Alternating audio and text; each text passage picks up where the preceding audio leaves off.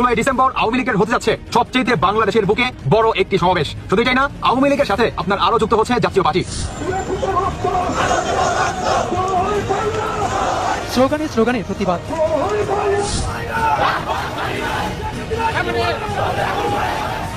গতকালকে হঠাৎ করে একটা বিরল ঘটনা ঘটেছে। এখানে একটা বার্তা আসছিল, ছাত্রলীগ ভয়ঙ্কর রূপে ফিরে আসবে, ভয়ঙ্কর রূপে ফিরে আসবে, শেখ হাসিনা ফিরে আসবে। এই ঘটনা নিয়ে রাত্রে যে উত্তেজনা হয়েছে, আসলে বিষয়টার পিছনে কারা? মোস্তফা সরোয়ার ফারুকীর প্রযোজনায় আসিফ নজরুলের কান্নার নাটক শুরু হয়েছে। আসিফ নজরুলকে দ্রুত অপসারণ করতে উপদেষ্টা সরকার থেকে। আসিফ নজরুলের যেহেতু কোনো লজ্জা শরম নাই, তাই সে স্বেচ্ছায় পদত্যাগ করবে না। আমি কিন্তু আমাদের দেশের খুব কাছাকাছি আছি, জি আপা, আমি চট করে ঢুকে করতে পারি। তো এটা একটা কোড ল্যাঙ্গুয়েজ উনি ব্যবহার করেছেন, নেতা কর্মীদেরকে উনি কোড ল্যাঙ্গুয়েজ দিয়ে বুঝিয়ে দিলেন যে উনি দেশের ভেতরেই আছেন, যে কোনো সময় যাতে উনি আবার ক্ষমতায় বসে যেতে পারেন সেই বিষয়টি অনেকটা ক্লিয়ার করেছেন। তারপরে হাতকড়া সহ ফারুক হোসেন নামে এক আওয়ামী লীগ নেতাকে ছিনিয়ে নিয়েছে গ্রামবাসী। পরে বাঁশঝাড় থেকে পরিত্যক্ত হাতকড়া উদ্ধার করা হয়, তবে আসামি ফারুক হোসেনকে আর পাওয়া যায়নি। আসসালামু আলাইকুম প্রিয় দর্শক, বর্তমানে বাংলাদেশের পরিস্থিতি এবং রাজনৈতিক শৃঙ্খলা কি, তাই আলোকে আপনাদের সামনে বেশ কিছু গুরুত্বপূর্ণ ভিডিও নিয়ে হাজির হয়েছি। সেই ভিডিওগুলো দেখলে আপনারা রীতিমতো অবাক হয়ে যাবেন। তাই আমি আর দেরি না করে চলে যাবো মূল ভিডিওতে যাওয়ার আগে যারা আমার চ্যানেলটি সাবস্ক্রাইব করেছে তাদেরকে অসংখ্য ধন্যবাদ। আর যারা এখন আমার চ্যানেলটি সাবস্ক্রাইব করে তাড়াতাড়ি সাবস্ক্রাইব করে ফেলুন ধরনের সকল আপডেটগুলো সবার আগে পেতে। বর্তমান আওয়ামী লীগের 16 ডিসেম্বর সুজিত ওয়াজিদ জয়। শুধু এটাই না, সুজিত ওয়াজিদ জয়ের নিজের মুখের কথা, 16 ডিসেম্বর আওয়ামী লীগ বড় একটি সমাবেশ করবে এই বিজয়ের মাসেই। কেন করবে? কারণ বাংলাদেশে আপনার নির্বাচন হতে যাচ্ছে অতি দ্রুত। সেই নির্বাচনে আপনার অংশগ্রহণ করবে আপনার বিভিন্ন দল। সেটা আপনার নাম্বার 1 বিএনপি আছে, জামায়াত ইসলাম, জামাত শিবির, আবার শুধু এটাই না, সমন্বয়কদের দল নাকি নির্বাচনে অংশগ্রহণ করবে। এটার জন্যই আওয়ামী লীগের 16 ডিসেম্বরে বড় একটি সমাবেশের ডাক। অন্যদিকে আওয়ামী লীগের যারা নাকি আপনার নেতা কর্মীরা আছে, কিংবা ধরেন একটু আপনারা ছোটখাটো যদি নেতা খেতা থাকে, তাদেরকেও কিংবা তাদের সন্তানাদিদেরকে স্কুলে কিংবা বিভিন্ন প্রতিষ্ঠান থেকে বের করে দিচ্ছে। মূল যে আপনার সমাবেশটা দেওয়ার ডাক, সেটি হচ্ছে আওয়ামী লীগকে নির্বাচনে অংশগ্রহণ করতে না দেওয়া। এটার জন্যই আওয়ামী লীগের এই বড় সমাবেশ হতে যাচ্ছে। এখন পর্যন্ত আওয়ামী লীগের সমর্থক মানে আওয়ামী লীগকে চায়, সাধারণ জনগণ এখন পর্যন্ত আওয়ামী লীগকে চায়। সবচেয়ে মজার বিষয় কি জানেন? এই কথাটা যখন নাকি আপনার শুনে, মানে অন্তর্বর্তীকালে সরকার তারা নাকি দেখতে পায়, তাদের আসলে মানে ঘুম হারাম হয়ে গেছে, কিংবা তাদের চোখ কপালে উঠে গেছে। কারণ কি? কারণ হচ্ছে ভাই, এখন পর্যন্ত আওয়ামী লীগকে মানুষ এত ভালোবাসে, বারবার আওয়ামী লীগকে মানুষ কেন এভাবে চাচ্ছে? রিজন কি? রিজন হচ্ছে, আপনারা কিন্তু আমার এই ভিডিওটার আগে কিন্তু একটা ভিডিও দেখছেন যে সাধারণ মানুষ মানে হাহাকার লাগে গেছে, হাহাকার। কেন? 3 বেলা না খেয়ে পেরে। তো সাধারণ মানুষ বলবে না যে আগের সরকারি ভালো ছিল? আমাদের বাংলাদেশে যদি আপনি ক্যালকুলেশন করেন, তাহলে রিচ ফ্যামিলির কতজন আছে বলেন, এবং মধ্যবিত্ত ফ্যামিলির কতজন আছে? আমাদের বাংলাদেশে কি রিচ না তো ভাই, আমরা যেটা গরিব একটা দেশ, তাই না? তো এই দেশে আপনার কতজন মানুষ ভালো আছে বলেন? দিন শেষে আপনার গরিব মানুষের অঙ্কটাই বেশি। তো গরিব মানুষের অঙ্ক বেশি মানে কি? গরিব মানুষের ভোটও বেশি। তো গরিব মানুষ এত ভোট যাদের বাক্সে পড়বে, তারাই তো বিজয় হবে, তাই নাকি? বর্তমান এটার জন্যই আপনার এই সমন্বয়কারীরা বা অন্তর্বর্তীকালে সরকার তারা মনে করেন দুশ্চিন্তা করে গেছে যে কোনোভাবে যদি এর আগেই আমরা ইলেকশনটা দিয়ে দিতে পারি, তাহলে বেস্ট হবে আওয়ামী লীগকে বাদ দিয়ে।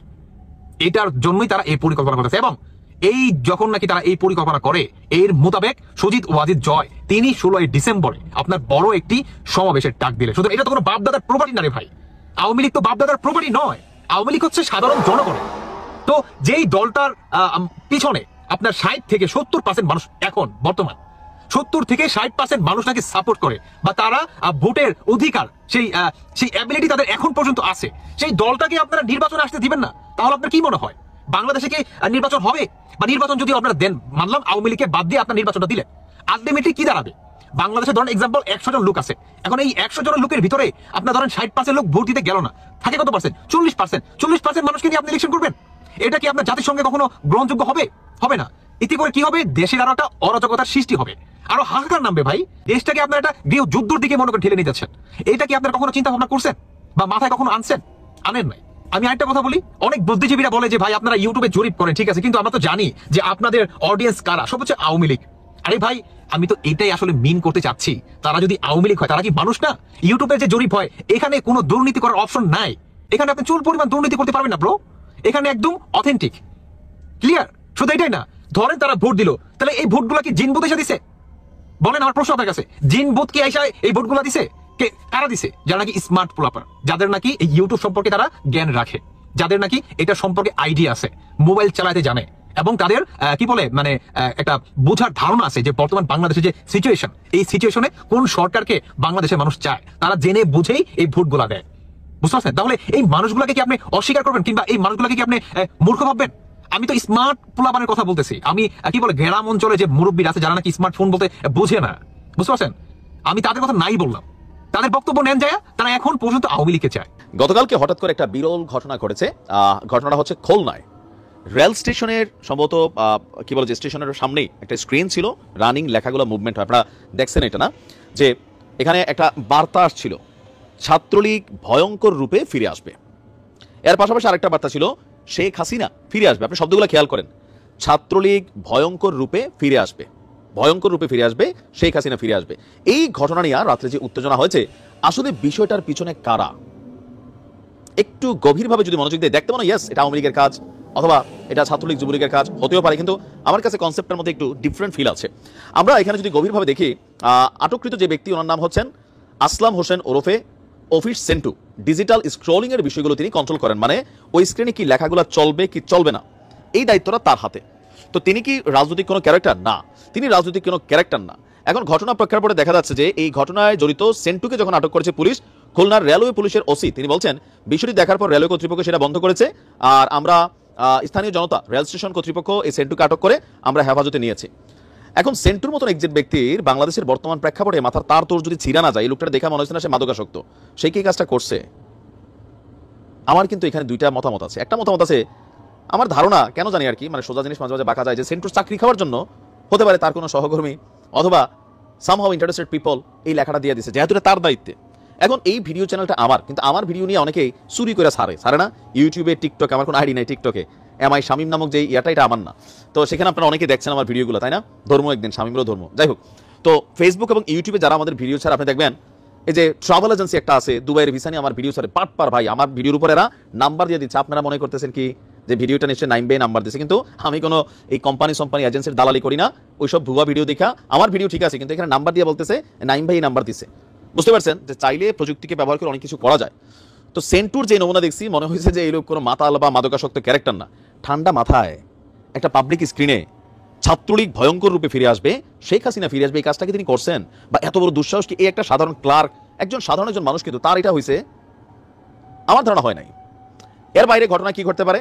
সেন্টুর সাথে কারো শত্রুতা থাকতে পারে, যেহেতু এটা তার দায়িত্বে আছে। সো এখানে যা চলবে সবকিছু কিন্তু সেন্টুর উপর দিয়ে যাবে, এই জিনিসটা কেউ জানতো, যার কারণে এই কাজটা করছে। অথবা এমনও হতে পারে যে সত্যিকার পক্ষেই ছাত্রলীগ এটা করছে, অথবা আওয়ামী লীগের কোনো কর্মী করছে, কিন্তু এটা কইরা কি আসলে কোনো কিছু এখানে অর্জন করার ছিল না? এটা দেখার পর এখানে একটা রায়ট ঘটবে, এটা সবাই জানে। আর এই ঘটনায় অভিযুক্ত হয়ে যাবে সেন্টু, এটাও সবাই জানে, কারণ এই জিনিসটার কন্ট্রোলিং তার হাতে, পাসওয়ার্ডটা তার কাছে থাকে। এই লোকটা বিপদে পড়বে। কোথাও তো একটা জটলা আছে। এক যদি তো সেন্টু নিজে ছাত্রলীগ কর্মী, আমি জানি না, যদি তার রাজনৈতিক ব্যাকগ্রাউন্ডে থাকে তাহলে ধরে নিব, ঘটলেও ঘটতে পারে। কিন্তু এই লোকটা দেখে আমার কাছে যতটুকু কথাবার্তায় মনে হয়েছে যে সামহাউ ট্র্যাপড। এটা আমার ব্যক্তি মতামত, বাট পুলিশ তাকে গ্রেপ্তার করছে, নিশ্চয়ই আসল সত্যটা বের হবে। কারণ আমার মনে হয় না যে আওয়ামী লীগ এটা করছে, তারপরে আবার আওয়ামী লীগ অনেক সময় কল্পনার বাহিরেও কাজ করে, ঘটনা ঘটাই দেয়, মধ্যরাতে এই ঘটনা ঘটাইতেও পারে, যে একটু জানান দিলাম, দেখাই দিলাম, টুস করে ঢুকে যেতে পারি, তো মানুষের মধ্যে একটু উৎকণ্ঠা উদ্বেগ তৈরি হলো, এটাও হতে পারে। বাট এটার পারসেপশনটা কম আমার কাছে মনে হয়। তারপরেও আমাদের আইন শৃঙ্খলা বাহিনী কাজ করছে, নিশ্চয়ই। মোস্তফা সরোয়ার ফারুকীর প্রযোজনায় আসিফ নজরুলের কান্নার নাটক শুরু হয়েছে। আসিফ নজরুল ওনার স্ত্রীর কথা বলতে গিয়ে কান্নায় ভেঙে পড়ছে। যদিও আমরা বুঝতে পারছি না কোন স্ত্রীকে নিয়ে। জনগণের জানা মতে ওনার তো অনেকগুলা স্ত্রী, আর অজানা কে জানে কতগুলা। তবে স্ত্রী নিয়ে কান্নাকাটি করার জন্য আপনাকে এই পদে বসানো হয়নি। সাংবাদিক ইলিয়াস অত্যন্ত সুনির্দিষ্ট অভিযোগ তুলেছে আসিফ নজরুলের বিরুদ্ধে। তার কোনো স্পষ্ট জবাব না দিয়ে আসিফ নজরুল মায়া কান্নাকাটি করে বিষয়গুলো এড়িয়ে যাচ্ছে। সাংবাদিক ইলিয়াস আসিফ নজরুলের ব্যাপারে যেসব সুনির্দিষ্ট অভিযোগ এনেছে তা এখন সমগ্র বাংলাদেশিদের মনের কথা। প্রফেসর ইউনূসের এতগুলো সহকারী, ওনাদের কেউ কি, এবং এতগুলো অ্যাডভাইজার, ওনাদের কেউ কি ডক্টর ইউনূসকে গিয়ে একবার বলেছেন এই পুরা এই 40-45 মিনিটের যে ভিডিওটা, তার সামারিটা কি ডক্টর ইউনূসকে বলেছেন? এবং ডক্টর ইউনূস কি একবার প্রয়োজন মনে করছেন যে আসিফ নজরুলকে ডেকে জিজ্ঞেস করা? স্বৈরাচারী হাসিনাকে বিদায় করে এখন যদি এই সরকারও মনে করে তাদেরকে জবাব দিতে হবে না এবং তাদের ইচ্ছামতো আসিফ নজরুলরা সিংহাসনে বসে থাকবে, আর মায়া কান্না করে নাটক করে যাবে তা জনগণ মানবে না। মেজর সিনহার হত্যাকারী প্রদীপের এখনো ফাঁসি কার্যকর হয়নি। হাসিনার আমলেও তো প্রদীপের স্ত্রীকে জামিন দেওয়া হয়নি। আসিফ নজরুলের এত মায়া উতলে উঠল কেন প্রদীপের স্ত্রীকে জামিন দেওয়ার? আবার সেই দিকে চুন্নি সাহাকেও গ্রেফতারের পরপরই ভারতের কথায় সে জামিন দিয়ে দিয়েছে। আমার চোখে এসেছে ছাত্রনেতা আসিফ মাহমুদ আসিফ নজরুলের সাইড নিয়েছে, সাইড নিয়ে বলেছে সে সব কথা মানতে রাজি, কিন্তু রয়ের সদস্য আসিফ নজরুল এটা সে মানতে রাজি নয়। ঠিক আছে, বুঝলাম তাকে রয়ের সদস্য হিসেবে নাম দিলে না, কিন্তু যে ভারতের স্বার্থ এবং আওয়ামী লীগের স্বার্থ রক্ষা করে চলেছে সে তো ভারতের লোক। সে ভারতের স্বার্থ এবং আওয়ামী লীগের স্বার্থ রক্ষাকারী লোক হচ্ছে ভারতের লোক। সেটা আমরা রয়ের সদস্য, রয়ের গোয়েন্দা নাম না দিতে পারি, কিন্তু সে ভারতের প্রতিনিধি। এরকম একটা ভয়ঙ্কর চরিত্র নিয়ে কি করে আইন উপদেষ্টা হয়ে বসতে পারে? এই উপদেষ্টা সরকার বা ডক্টর মোহাম্মদ ইউনূস সরকার বসার পর থেকে সমস্ত চাল খেলে যাচ্ছে এই আসিফ নজরুল। 4 মাস পেরিয়ে গেল, অথচ আসিফ নজরুল ভারতের নির্দেশে এখনো ডিজিটাল নিরাপত্তা আইন বাতিল করল না।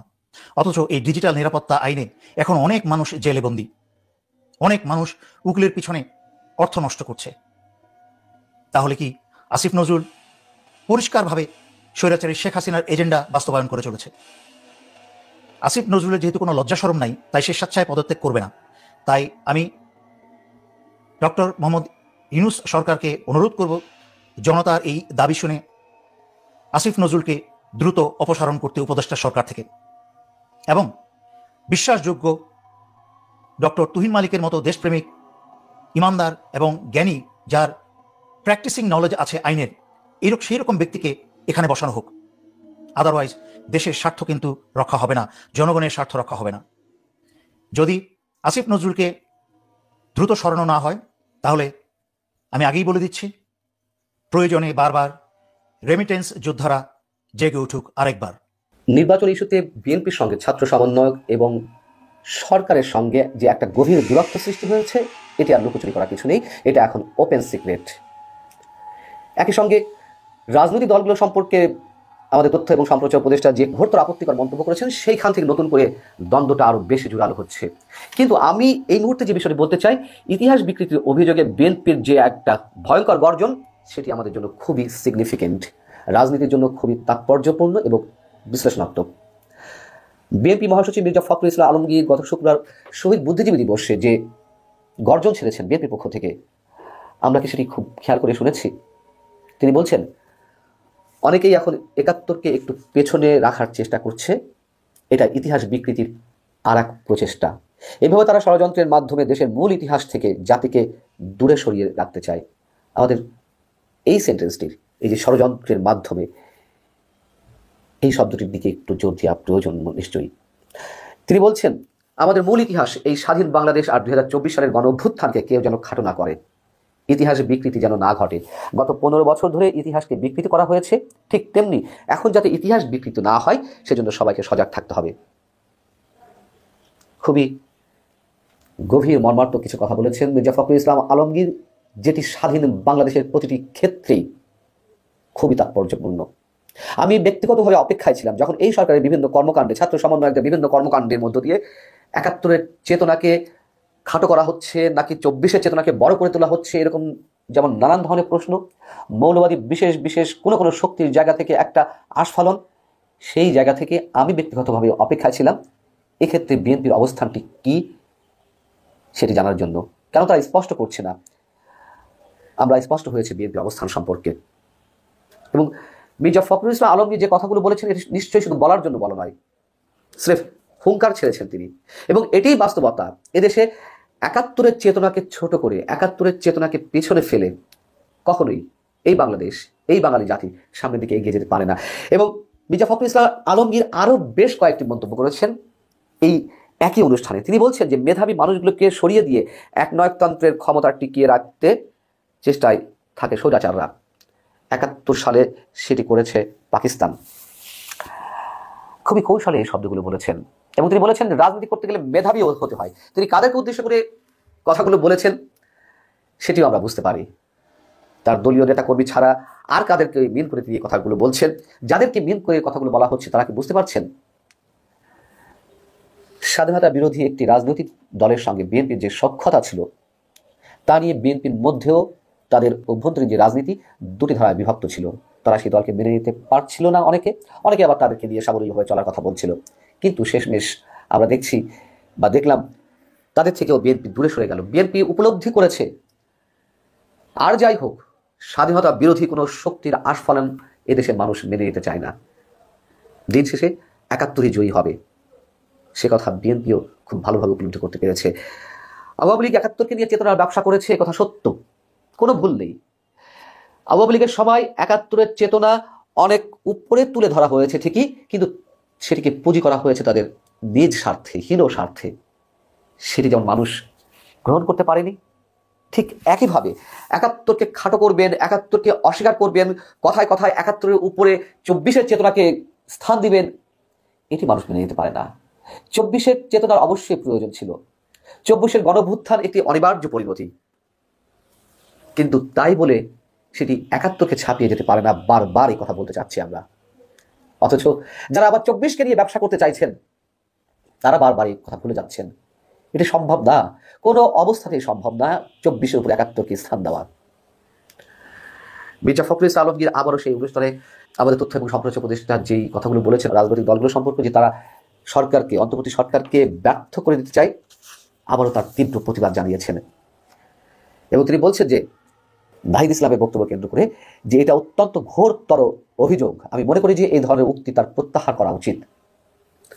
নাহিদ ইসলামের বক্তব্য নানান পর্যায় থেকে সমালোচিত হচ্ছে এবং আমার মনে হয় ছাত্র সমন্বয়কদের অনেকে যে ঔদ্ধত্যের পরিচয় দিয়ে আসছে ৫ আগস্টের পর থেকে, ২৪-এর চেতনা তারাই ধ্বংস করছে, একথা বলতে কোনো দ্বিধা নেই।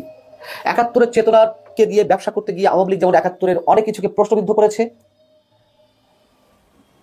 যেমন আমি যদি আবারও সেই উদাহরণ দিই যে বিএনপি তো ২০০১ সালে জামাতকে সঙ্গে নিয়ে জোট সরকার গঠন করেছিল। বিএনপি এর আগেও ক্ষমতায় ছিল ১৯৯১ সালে। তখন তো মুক্তিযুদ্ধের যে স্মৃতিচিহ্নগুলো সেগুলো এরকম ধ্বংস করা হয়নি, বঙ্গবন্ধুকে চরমভাবে অসম্মান করা হয়নি। কিন্তু আওয়ামী লীগ যাওয়ার পরে এখন বঙ্গবন্ধুর ছবি নামানো হচ্ছে, চরমভাবে অপমান করা হচ্ছে, ৩২ নম্বর পড়িয়ে দেওয়া হচ্ছে এবং ৭১-এর স্মৃতিচিহ্নগুলো যেগুলো শত শত স্মৃতিচিহ্ন সারা দেশে ধ্বংসস্তূপে পরিণত হয়েছে, সেইগুলোকে ধারণ করবো না, সেইগুলোকে সংরক্ষণ করবো না। আমরা ২৪-এর চেতনাকে লালন করবো, গণভবনকে সেটির জন্য আমরা ডেডিকেট করে দেবো ২৪-এর স্মৃতি ধরে রাখার জন্য। এটি হতে পারে না, এটি পারে না হতে। অতএব ছাত্র সমন্বয়কদের সম্ভবত উপলব্ধির সময় এসেছে। তারা যা করতে চাইছে এত সহজে রাজনীতি করা যায় না, এত সহজে সাধারণ মানুষের সেন্টিমেন্ট নিজেদের পক্ষে নেওয়া সম্ভব। দর্শক, আমি আশা করছি আপনারা সকলেই আলোচনাগুলো শুনেছেন এবং এই আলোচনাগুলো নিয়ে যদি আপনার কোনো মন্তব্য থেকে থাকে অবশ্যই কমেন্ট বক্সে জানাবেন।